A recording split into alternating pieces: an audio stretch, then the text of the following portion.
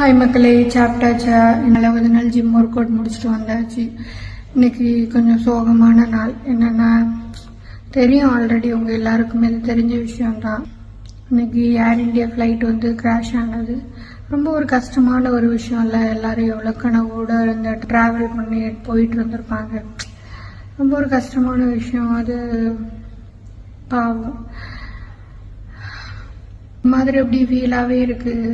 எத்தனை பேர் இல்லை, எவ்வளோ உயிர், ஒரு உயிரோட வேல்யூ என்னன்னு நமக்கு நல்லாவே தெரியும். பாவம், எல்லாரும் அவங்களுக்காக ப்ரே பண்ணிக்குவோம். அவங்களோட ஆத்மா சாந்தி அடையணும். அவங்களுக்கு ஒரு ஆழ்ந்த இரங்கலை தெரிவிச்சுக்குவோம். அவங்களுக்காக ப்ரே பண்ணிக்குவோம். அப்படி இருந்தாலும் அது மனசுக்குள்ள ஒரு மாதிரி அப்படி கஷ்டமாகவே அப்படி இருந்துகிட்டே இருக்கு. ஒரு மைண்ட் ஒரு பீஸ்ஃபுல்லாகவே இல்லை, அதே யோசனையாகவே இருக்குது. பாவம் இல்லை, குழந்தைங்க, பெரியவங்க, ஒரு ஃபேமிலியில் இருக்கிற மொத்த பேரும் எவ்வளோ கனவோடு அந்த ஃப்ளைட்டில் ஏறி உட்காந்துருப்பாங்க. எவ்வளோ ஹாப்பியாக அந்த ஃப்ளைட்டில் இருந்திருப்பாங்க ஸ்டார்ட் ஆகும்போது. ஸோ அது ஒரு மாதிரி கஷ்டமாக இருக்குது. சரி, ஓகே மக்களே, அவங்களுக்கு ஒரு ஆழ்ந்த இரங்கலை தெரிவிச்சுக்குவோம், ப்ரே பண்ணிக்குவோம். ஓகே மக்களே, பாய்.